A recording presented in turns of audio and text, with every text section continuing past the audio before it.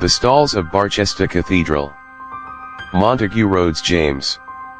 This matter began, as far as I am concerned, with the reading of a notice in the obituary section of the Gentleman's Magazine for an early year in the 19th century, on February 26, at his residence in the Cathedral Close of Barchester, the Venerable John Benwell Haynes, D.D. aged 57, Archdeacon of Sowerbridge and Rector of Pickhill and Candeley. He was of college, Cambridge, and where, by talent and assiduity, he commanded the esteem of his seniors, when, at the usual time, he took his first degree, his name stood high in the list of wranglers. These academical honors procured for him within a short time a fellowship of his college. In the year 1873 he received holy orders, and was shortly afterwards presented to the perpetual curacy of Rankston sub Ash by his friend and patron the late truly venerable Bishop of Lichfield. His speedy preferments, first to a prebend, and subsequently to the dignity of precentor in the Cathedral of Barchester, form an eloquent testimony to the respect in which he was held and to his eminent qualifications. He succeeded to the archdeaconry upon the sudden decease of Archdeacon Pulteney in 1810. His sermons, ever conformable to the principles of the religion and church which he adorned, displayed in no ordinary degree, without the least trace of enthusiasm, the refinement of the scholar united with the graces of the Christian. Free from sectarian violence, and informed by the spirit of the truest charity, they will long dwell in the memories of his hearers. Here a further omission.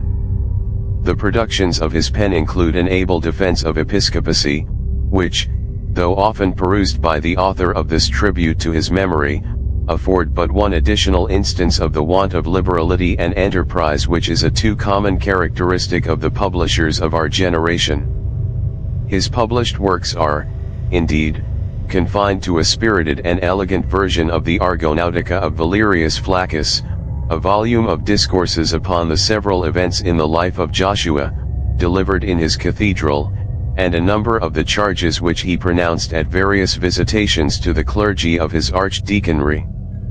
These are distinguished by etc. etc. The urbanity and hospitality of the subject of these lines will not readily be forgotten by those who enjoyed his acquaintance. His interest in the venerable and awful pile under whose hoary vault he was so punctual an attendant, and particularly in the musical portion of its rites, might be termed filial, and formed a strong and delightful contrast to the polite indifference displayed by too many of our cathedral dignitaries at the present time.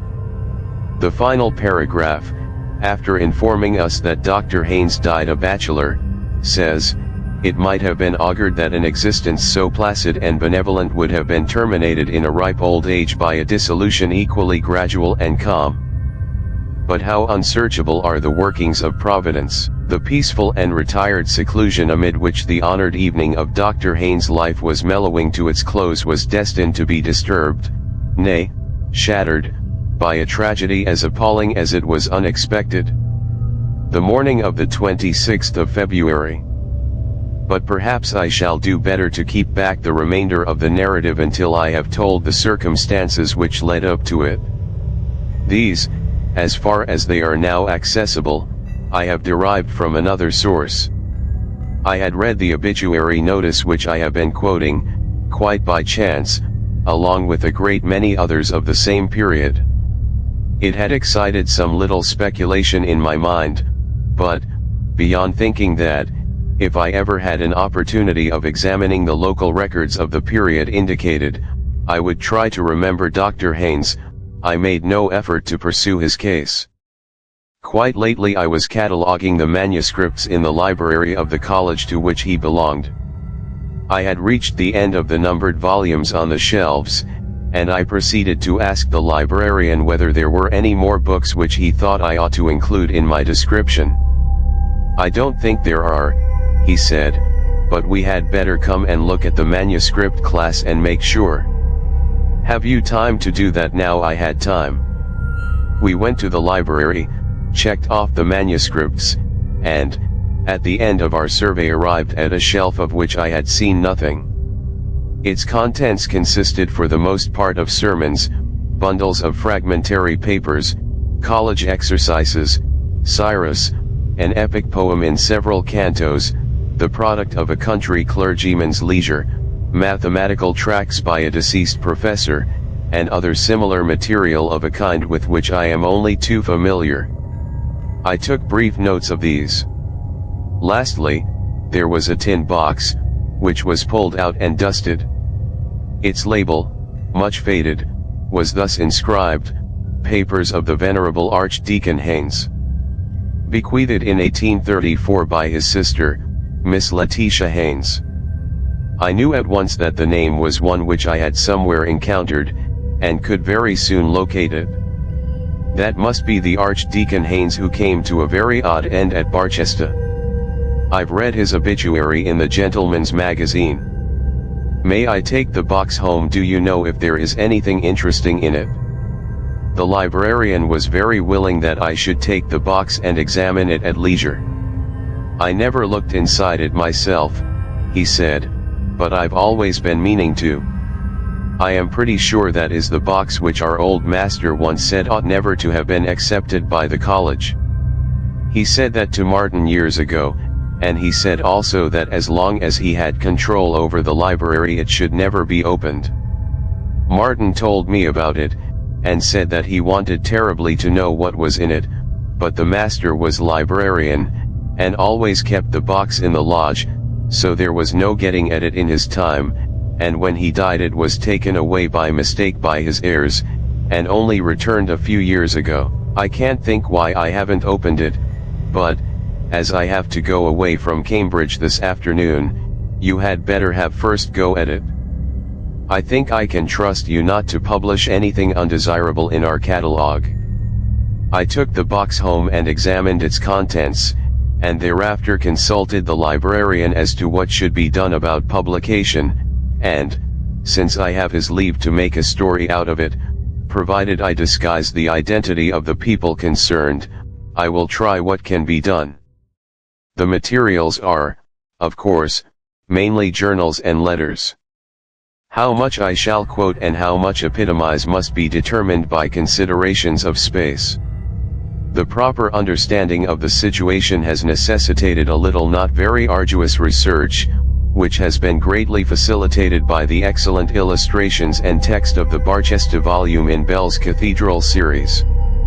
When you enter the choir of Barchester Cathedral now, you pass through a screen of metal and colored marbles, designed by Sir Gilbert Scott, and find yourself in what I must call a very bare and odiously furnished place.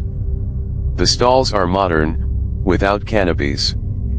The places of the dignitaries and the names of the prebends have fortunately been allowed to survive, and are inscribed on small brass plates affixed to the stalls. The organ is in the triforium, and what is seen of the case is Gothic. The reredos and its surroundings are like every other. Careful engravings of 100 years ago show a very different state of things. The organ is on a massive classical screen. The stalls are also classical and very massive. There is a baldacchino of wood over the altar, with urns upon its corners. Further east is a solid altar screen, classical in design, of wood, with a pediment, in which is a triangle surrounded by rays, enclosing certain Hebrew letters in gold. Cherubs contemplate these. There is a pulpit with a great sounding board at the eastern end of the stalls on the north side, and there is a black and white marble pavement. Two ladies and a gentleman are admiring the general effect. From other sources I gather that the archdeacon's stall then, as now, was next to the bishop's throne at the southeastern end of the stalls. His house almost faces the western part of the church, and is a fine red brick building of William III's time. Here Dr. Haynes, already a mature man, took up his abode with his sister in the year 1810. The dignity had long been the object of his wishes, but his predecessor refused to depart until he had attained the age of 92. About a week after he had held a modest festival in celebration of that 92nd birthday, there came a morning, late in the year, when Dr. Haynes, hurrying cheerfully into his breakfast room, rubbing his hands and humming a tune, was greeted, and checked in his genial flow of spirits, by the side of his sister, seated, indeed, in her usual place behind the tea urn, but bowed forward and sobbing unrestrainedly into her handkerchief. What is the matter? What bad news?" he began. "Oh, Johnny, you've not heard the poor dear Archdeacon." "The Archdeacon? Yes, what is it? Ill? Is he?" "No, no, they found him on the staircase this morning. It is so shocking." "Is it possible?" "Dear, dear, poor Pulteney. Had there been any seizure? They don't think so, and that is almost the worst thing about it. It seems to have been all the fault of that stupid maid of theirs, Jane." Dr. Haynes paused. "I don't quite understand, Letitia. How was the maid at fault?" "Why, as far as I can make out, there was a stair rod missing, and she never mentioned it, and the poor Archdeacon set his foot quite on the edge of the step. You know how slippery that oak is, and it seems he must have fallen almost the whole flight and broken his neck. It is so sad for poor Miss Pulteney. Of course, they will get rid of the girl at once. I never liked her." Miss Haynes's grief resumed its sway, but eventually relaxed so far as to permit of her taking some breakfast. Not so her brother, who, after standing in silence before the window for some minutes, left the room, and did not appear again that morning. I need only add that the careless maidservant was dismissed forthwith, but that the missing stair rod was very shortly afterwards found under the stair carpet, an additional proof, if any were needed, of extreme stupidity and carelessness on her part. For a good many years Dr. Haynes had been marked out by his ability, which seems to have been really considerable, as the likely successor of Archdeacon Pulteney, and no disappointment was in store for him. He was duly installed, and entered with zeal upon the discharge of those functions which are appropriate to one in his position. A considerable space in his journals is occupied with exclamations upon the confusion in which Archdeacon Pulteney had left the business of his office and the documents appertaining to it.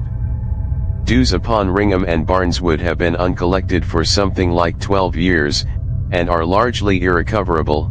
No visitation has been held for 7 years, 4 chancels are almost past mending. The persons deputized by the Archdeacon have been nearly as incapable as himself. It was almost a matter for thankfulness that this state of things had not been permitted to continue, and a letter from a friend confirms this view.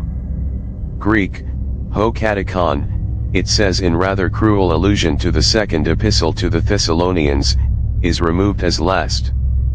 My poor friend! Upon what a scene of confusion will you be entering!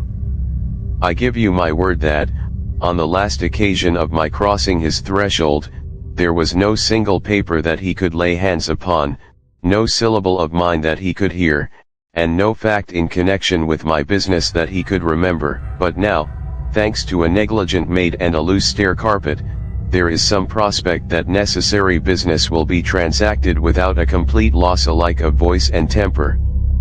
This letter was tucked into a pocket in the cover of one of the diaries. There can be no doubt of the new Archdeacon's zeal and enthusiasm.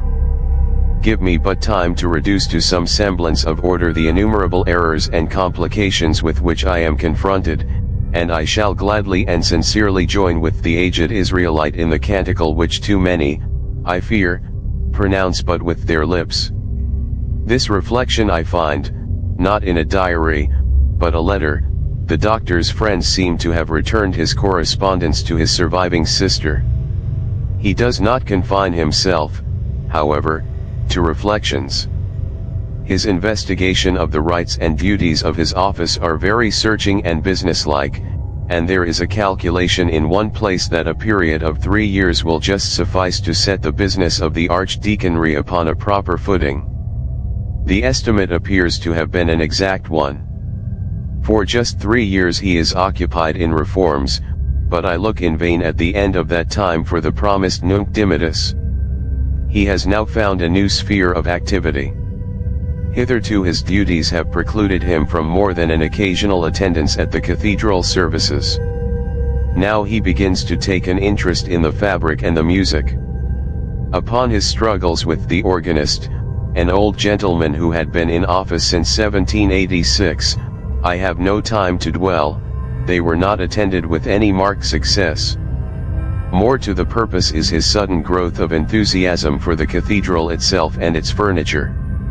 There is a draft of a letter to Sylvanus Urban which I do not think was ever sent describing the stalls in the choir. As I have said, these were of fairly late date of about the year 1700, in fact. The archdeacon's stall, situated at the southeast end, west of the episcopal throne now so worthily occupied by the truly excellent prelate who adorns the See of Barchester, is distinguished by some curious ornamentation. In addition to the arms of Dean West, by whose efforts the whole of the internal furniture of the choir was completed, the prayer desk is terminated at the eastern extremity by three small but remarkable statuettes in the grotesque manner. One is an exquisitely modelled figure of a cat, whose crouching posture suggests with admirable spirit the suppleness, vigilance, and craft of the redoubted adversary of the genus Mus. Opposite to this is a figure seated upon a throne and invested with the attributes of royalty, but it is no earthly monarch whom the carver has sought to portray. His feet are studiously concealed by the long robe in which he is draped, but neither the crown nor the cap which he wears suffice to hide the prick ears and curving horns which betray his Tartarian origin, and the hand which rests upon his knee is armed with talons of horrifying length and sharpness. Between these two figures stands a shape muffled in a long mantle. This might at first sight be mistaken for a monk or friar of orders grey, for the head is cowled and a knotted cord depends from somewhere about the waist. A slight inspection, however, will lead to a very different conclusion. The knotted cord is quickly seen to be a halter, held by a hand all but concealed within the draperies, while the sunken features and, horrid to relate, the rent flesh upon the cheekbones, proclaim the King of Terrors. These figures are evidently the production of no unskilled chisel, and should it chance that any of your correspondents are able to throw light upon their origin and significance, my obligations to your valuable miscellany will be largely increased.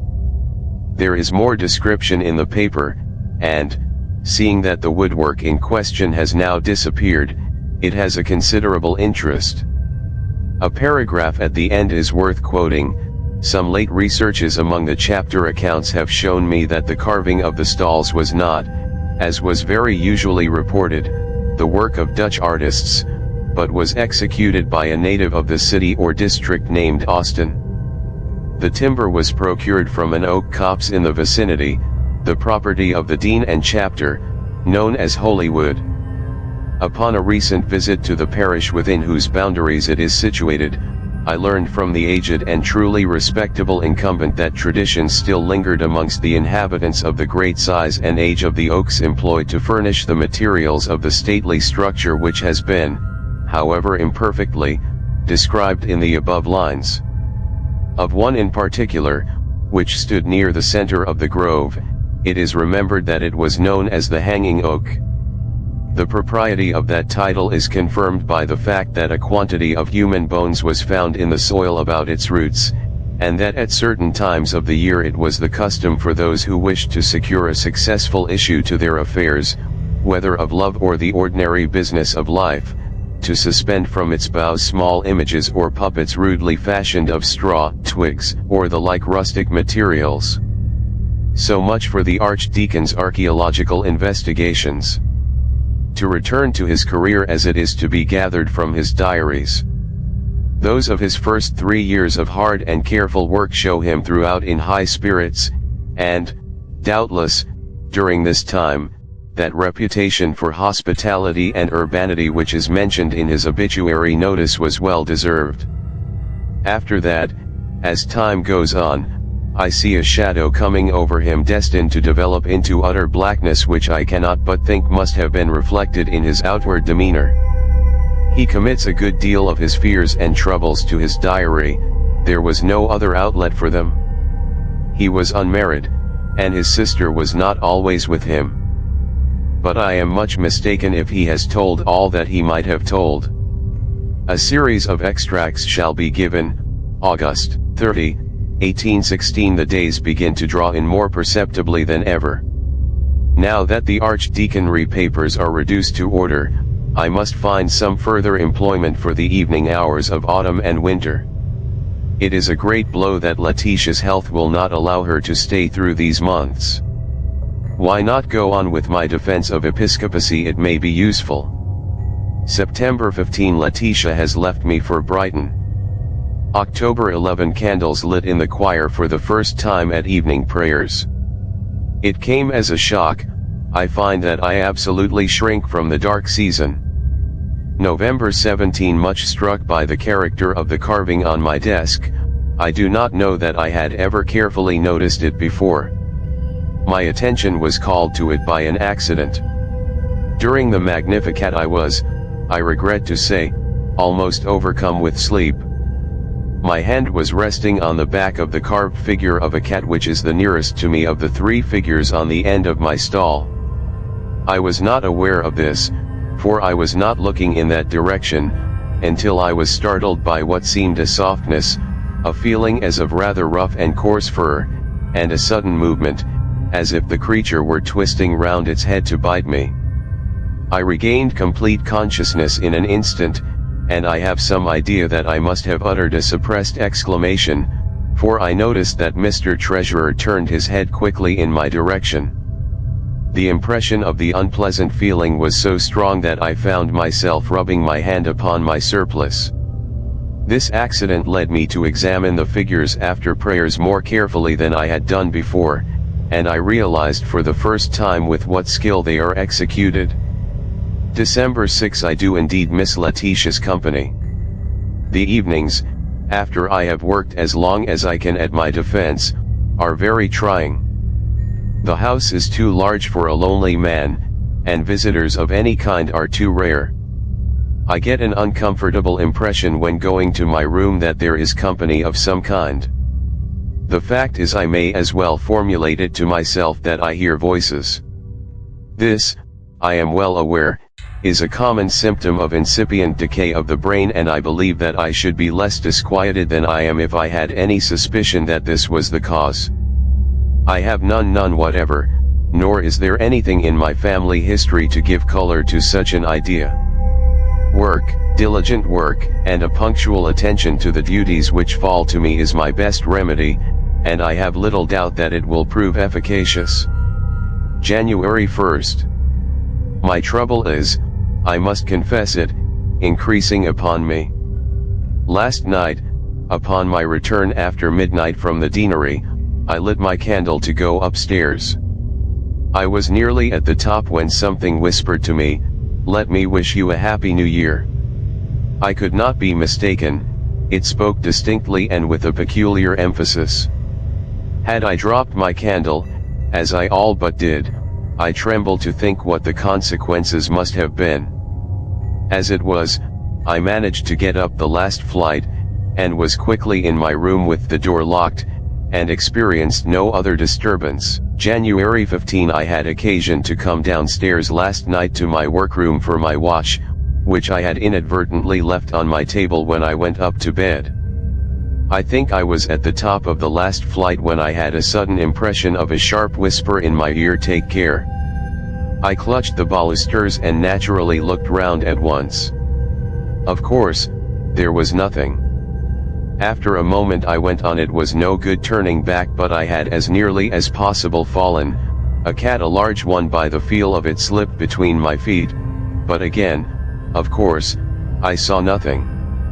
It may have been the kitchen cat, but I do not think it was.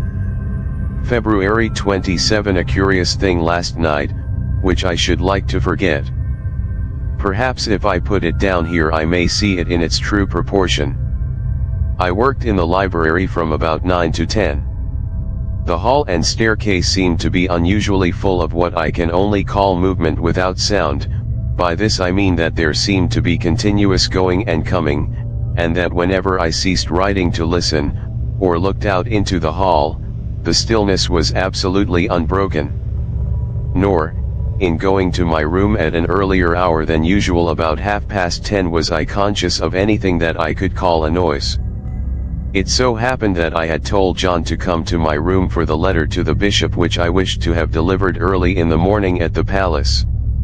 He was to sit up, therefore, and come for it when he heard me retire. This I had for the moment forgotten, though I had remembered to carry the letter with me to my room. But when, as I was winding up my watch, I heard a light tap at the door, and a low voice saying, "May I come in?" which I most undoubtedly did hear, I recollected the fact, and took up the letter from my dressing table, saying, "Certainly, come in." No one, however, answered my summons, and it was now that, as I strongly suspect, I committed an error, for I opened the door and held the letter out. There was certainly no one at that moment in the passage, but, in the instant of my standing there, the door at the end opened and John appeared carrying a candle. I asked him whether he had come to the door earlier, but am satisfied that he had not. I do not like the situation, but although my senses were very much on the alert, and though it was some time before I could sleep, I must allow that I perceived nothing further of an untoward character. With the return of spring, when his sister came to live with him for some months, Dr. Haynes's entries became more cheerful, and, indeed, no symptom of depression is discernible unto the early part of September, when he was again left alone. And now, indeed, there is evidence that he was incommoded again, and that more pressingly. To this matter I will return in a moment, but I digress to put in a document which, rightly or wrongly, I believe to have a bearing on the thread of the story. The account books of Dr. Haynes, preserved along with his other papers, show, from a date but little later than that of his institution as Archdeacon, a quarterly payment of £25 to J.L. Nothing could have been made of this, had it stood by itself. But I connect with it a very dirty and ill-written letter, which, like another that I have quoted, was in a pocket in the cover of a diary. Of date or postmark there is no vestige, and the decipherment was not easy. It appears to run, "Dr. Senior. I have been exped into her off you these last weeks, and not having done so must suppose you have not got mine, which was saying how me and my man had met in with bad times the season all seems to go cross with us on the farm, and which way to look for the rent we have no knowledge of it. This been the sad case with us, if you would have the great liberality probably, but the exact spelling defies reproduction to send £40, otherwise steps will have to be took which I should not wish. As you was the means of my losing my place with Dr. Pulteney, I think it is only just what I am asking, and you know best what I could say if I was put to it, but I do not wish anything of that unpleasant nature, being one that always wished to have everything pleasant about me. Your abed serve, Jane Lee. About the time at which I suppose this letter to have been written there is, in fact, a payment of £40 to J.L. We return to the diary. October 22 at evening prayers, during the Psalms, I had that same experience which I recollect from last year. I was resting my hand on one of the carved figures, as before I usually avoid that of the cat now, and I was going to have said a change came over it, but that seems attributing too much importance to what must, after all, be due to some physical affection in myself. At any rate, the wood seemed to become chilly and soft as if made of wet linen. I can assign the moment at which I became sensible of this. The choir was singing the words, "Set thou an ungodly man to be ruler over him, and let Satan stand at his right hand." The whispering in my house was more persistent tonight. I seemed not to be rid of it in my room. I have not noticed this before. A nervous man, which I am not, and hope I am not becoming, would have been much annoyed, if not alarmed, by it. The cat was on the stairs tonight. I think it sits there always. There is no kitchen cat. November 15 here again. I must note a matter I do not understand. I am much troubled in sleep. No definite image presented itself, but I was pursued by the very vivid impression that wet lips were whispering into my ear with great rapidity and emphasis for some time together. After this, I suppose, I feel asleep, but was awakened with a start by a feeling as if a hand were laid on my shoulder. To my intense alarm I found myself standing at the top of the lowest flight on the first staircase. The moon was shining brightly enough through the large window to let me see that there was a large cat on the second or third step. I can make no comment. I crept up to bed again, I do not know how. Yes, mine is a heavy burden. Then follows a line or two which has been scratched out. I fancy I read something like "acted for the best." Not long after this it is evident to me that the Archdeacon's firmness began to give way under the pressure of these phenomena. I omit as unnecessarily painful and distressing the ejaculations and prayers which, in the months of December and January, appear for the first time and become increasingly frequent. Throughout this time, however, he is obstinate in clinging to his post. Why he did not plead ill health and take refuge at Bath or Brighton I cannot tell. My impression is that it would have done him no good, that he was a man who, if he had confessed himself beaten by the annoyances, would have succumbed at once, and that he was conscious of this. He did seek to palliate them by inviting visitors to his house. The result he has noted in this fashion: January 7 I have prevailed on my cousin Alan to give me a few days, and he is to occupy the chamber next to mine. January 8 a still night. Alan slept well, but complained of the wind. My own experiences were as before, still whispering and whispering. What is it that he wants to say? January 9 Alan thinks this is a very noisy house. He thinks, too, that my cat is an unusually large and fine specimen, but very wild. January 10 Alan and I in the library until 11. He left me twice to see what the maids were doing in the hall. Returning the second time he told me he had seen one of them passing through the door at the end of the passage, and said if his wife were here she would soon get them into better order. I asked him what colored dress the maid wore. He said gray or white. I supposed it would be so. January 11 Alan left me today. I must be firm. These words, I must be firm, occur again and again on subsequent days. Sometimes they are the only entry. In these cases they are in an unusually large hand, and dug into the paper in a way which must have broken the pen that wrote them. Apparently the Archdeacon's friends did not remark any change in his behavior, and this gives me a high idea of his courage and determination. The diary tells us nothing more than I have indicated of the last days of his life. The end of it all must be told in the polished language of the obituary notice. The morning of the 26th of February was cold and tempestuous. At an early hour the servants had occasion to go into the front hall of the residence occupied by the lamented subject of these lines.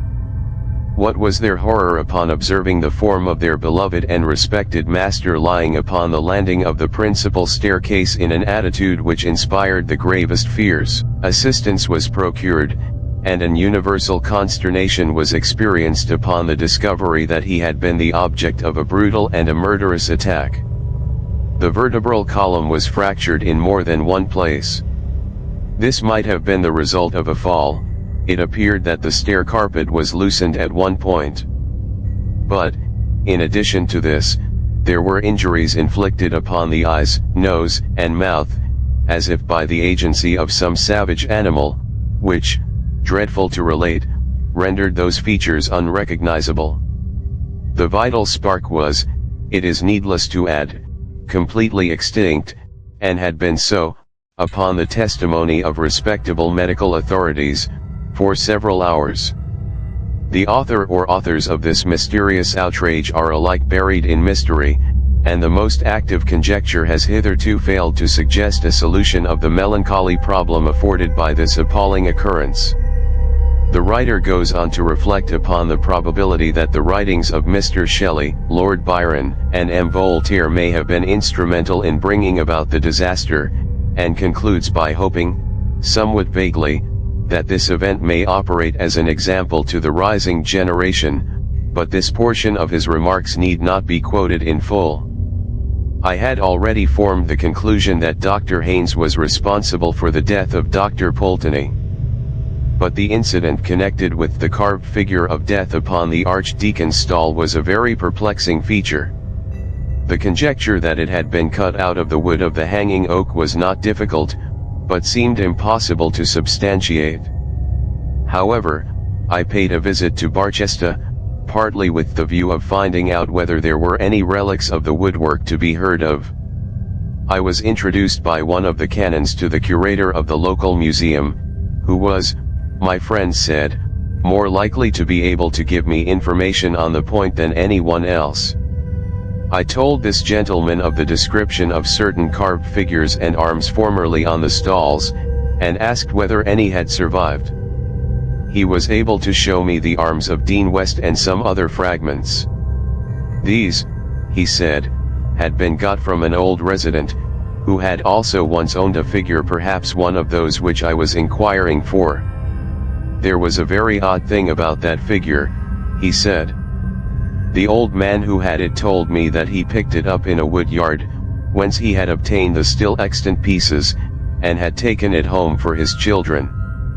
On the way home he was fiddling about with it and it came in two in his hands, and a bit of paper dropped out. This he picked up and, just noticing that there was writing on it, put it into his pocket, and subsequently into a vase on his mantelpiece.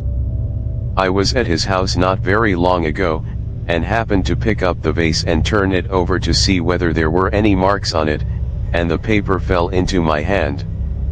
The old man, on my handing it to him, told me the story I have told you, and said I might keep the paper. It was crumpled and rather torn, so I have mounted it on a card, which I have here.